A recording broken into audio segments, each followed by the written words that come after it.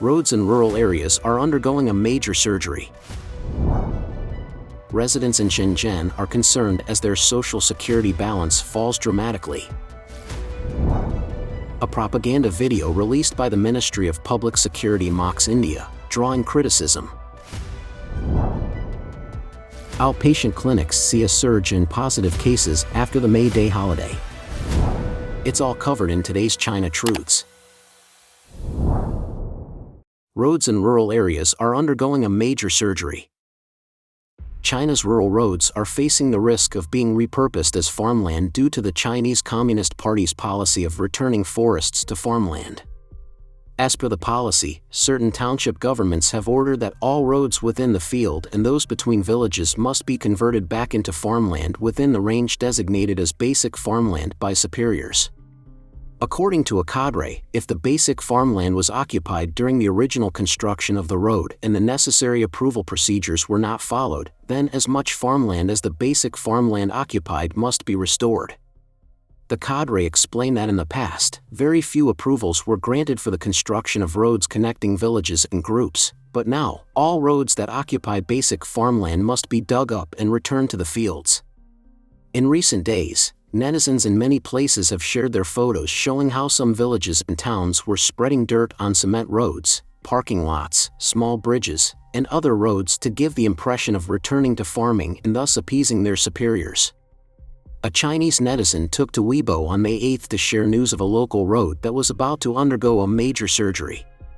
A netizen from Jiangsu, using the pseudonym Listen to the Rain and Watch the Wind, recently commented on Weibo about the removal of a 2-meter wide and 200-meter long asphalt road by the river in their area 2 months ago. The netizen now understands that the removal was due to new regulations requiring the rectification of even 10 centimeters of farmland occupied by road construction. Many Chinese netizens expressed disbelief and frustration, with some labeling the policy as insane. The original propaganda was, if you want to get rich, build roads first, have fewer children, and plant more trees, but now everything is reversed. A few years ago, we worked hard to return farmland to forests, and overhauled roads to achieve connecting every village. Now they are demanding to cut down trees and dig roads to plant land. It is really crazy. It is worth mentioning that since the beginning of this year, the CCP has vigorously promoted the restoration of cultivated land and preserving the red line of cultivated land. However, the implementation of returning forests to farmland has led to the cutting down of fruit trees and multi-billion-dollar landscape areas, causing public grievances. Further, many newly planted rice seedlings and the Growing Rice on the Mountains campaign have died due to drought, further exacerbating public dissatisfaction. Residents in Shenzhen are concerned as their social security balance falls dramatically. Following in the footsteps of Shanghai, Shenzhen, another leading city, has integrated its social insurance system into the national overall plan, leading to a considerable reduction in residents' social insurance benefits. This move has resulted in a wave of criticism from citizens. Furthermore, the balance inquiry feature of Shenzhen's social security system has malfunctioned, rendering it useless. Following prior official announcements, the Shenzhen Social Insurance Information System was closed from April 24 to May 8, 2023, to transition to the centralized system in Guangdong Province. As a result, the Social Insurance Information System of Guangdong Province was also shut down from May 1 to May 7. This shift would simultaneously connect it to the National Overall Planning Information System for Enterprise Employee Pension Insurance.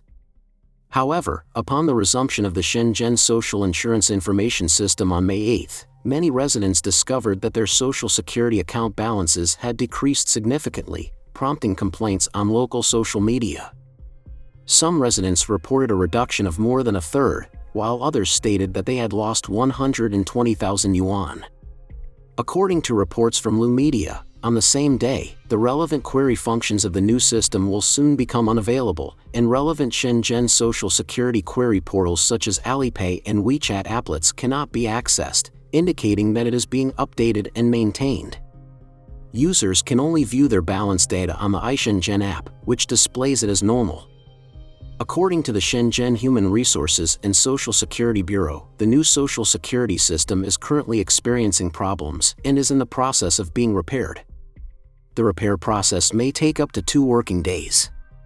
Despite inquiries from concerned citizens regarding the sharp decrease in their balance, the staff stated that they were unable to determine the specific reason for the decrease and suggested that citizens contact the Social Security Bureau of the district where the Social Security payment is made.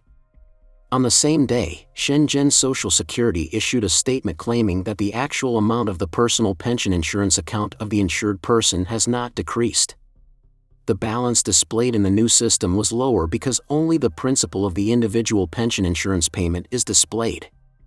This balance does not include the principal and interest transferred to the personal account of the unit's payment. However, many people have expressed skepticism regarding the official statement. A similar situation occurred in Shanghai when its Social Security information system was switched to a national unified system last month. Many Shanghai residents complained about a 50% reduction in Social Security benefits for the elderly. Netizens ridiculed this, referring to it as the result of so-called common prosperity and claiming that the economy is not yet developed, but everyone is poor. Another netizen commented, "The Hong Kong next door has collapsed, and now Shanghai is coming to collapse."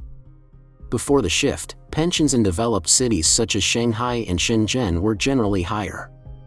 The authorities' promotion of the so-called national pooling of pensions is expected to significantly reduce the gap between pensions in these developed cities and other regions.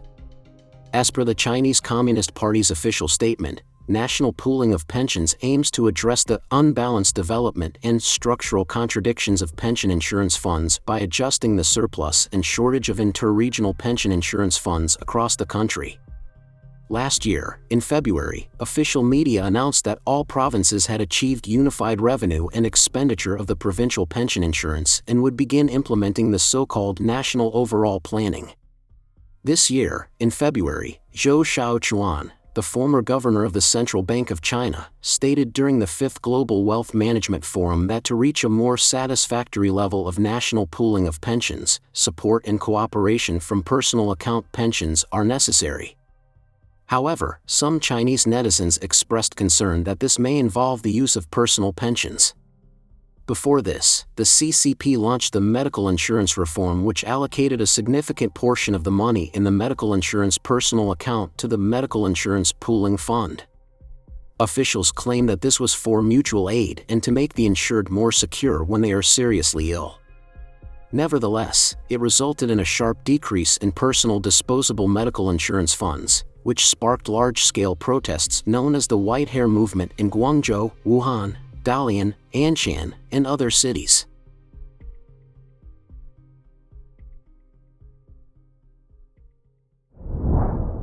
A propaganda video released by the Ministry of Public Security mocks India, drawing criticism.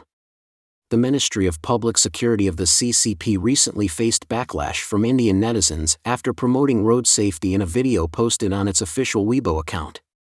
The video, which featured actors dressed as Indians singing a parody of a well-known Indian song, was criticized for its alleged racial discrimination and derogatory portrayal of Indian culture. Specifically, on May 6, the official Weibo account of China Police Online shared a road safety promotional video that included footage from the funny video "Look at My Motorcycle" by the mainland internet celebrity Brother How. In the video, 3 male actors are seen dressed up as Indian men with blackened faces and exaggeratedly twisting their limbs while performing dance moves that were popular in India in the 1990s. They are shown taunting another Indian man who is driving a dilapidated car and inviting 3 young girls dressed as Indian women to ride with them on a motorcycle. Despite including a warning message about the importance of wearing helmets and seat belts, the video drew criticism from Indian netizens, who viewed it as an offensive portrayal of their culture. Adil Brar, an Indian columnist and researcher at Taiwan's Ministry of Foreign Affairs, took to Twitter to express his dissatisfaction with the video, describing it as ridiculous and accusing the CCP Ministry of Public Security of mocking India, Indians, and Bollywood too much. According to reports, the soundtrack used in the controversial video is the Indian song Tunak Tunak Tun, which was popular in China during the 1990s. Some mainland netizens joked that the video was a symbol of India's soft power and questioned if it was a form of cultural export. However, the video drew mixed reactions from Chinese netizens, with some finding it humorous while others predicted that Indians will die of anger when they see it. This incident is not the first time that China has been criticized for its insensitive portrayal of other cultures. In February 2020, a video circulated on Chinese social media in which a group of African children were instructed to shout, "I am a Nigerian" with a low IQ in Chinese, despite not understanding the meaning of the words. The video sparked outrage and condemnation from African countries, which accused the CCP of insulting their nations and children. At the time, the Chinese Foreign Ministry responded by stating that it was cracking down on racially discriminatory videos.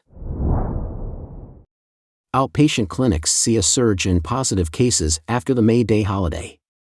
The resurgence of an outbreak in mainland China has sparked concern among netizens who have reported experiencing throat pain upon waking up in the morning, with many of them testing positive for COVID-19. Deputy Director of the Respiratory Medicine Department of Shanghai Pulmonary Hospital, Hu Yan, said in an interview on May 9 that the increase in cases may be attributed to the movement of people during the May Day holiday. According to Dr. Yang, the number of patients with COVID-19 positive results in outpatient clinics has increased over the past month. The patients were diagnosed after testing positive for antigens at home. Some patients had previously tested positive, and others tested positive for the first time. The symptoms of recent positive patients are similar to those of the previous wave of positive patients, mainly concentrated in the upper respiratory tract, with fever and sore throat being the most common symptoms. Blade throat is also a common symptom observed in positive patients, according to Dr. Yang's clinical observations. Dr. Yang also advised individuals experiencing severe cough symptoms that do not improve with medication to undergo a chest CT examination at a hospital. On May 10, the topic "woke up with a sore throat" trended on popular search engines, sparking heated discussions among netizens. Several users expressed concern about experiencing sore throats upon waking up, and others suggested that the strain was potent and could detect when individuals were sleeping, causing them to cough persistently. Many netizens urged caution and advocated for wearing masks while going out and avoiding catching a cold during uncertain weather conditions. Some users reported that they or their acquaintances had tested positive for COVID-19, with several attributing their symptoms to the May Day holiday gatherings. During a press conference on May 8, Chen Chao, a researcher at the Institute of Viral Diseases of the Chinese CDC, revealed that the XBB series variants are currently the primary epidemic strains of COVID in China. Chen stated that the proportion of XBB series variants among local cases has increased significantly, rising from 0.2% in mid-February to 74.4% in late April. In response, a multi-channel monitoring and early warning system has been established in various locations, and sentinel hospitals, fever clinics, and other key places are conducting epidemic surveillance. However, due to the CCP's ongoing concealment of information regarding the epidemic, the accuracy and validity of the data it releases remain widely questioned. Don't forget to leave a comment in the section below to share your opinions on today's topic with us. Make sure to like and subscribe to see more interesting topics from China Truths.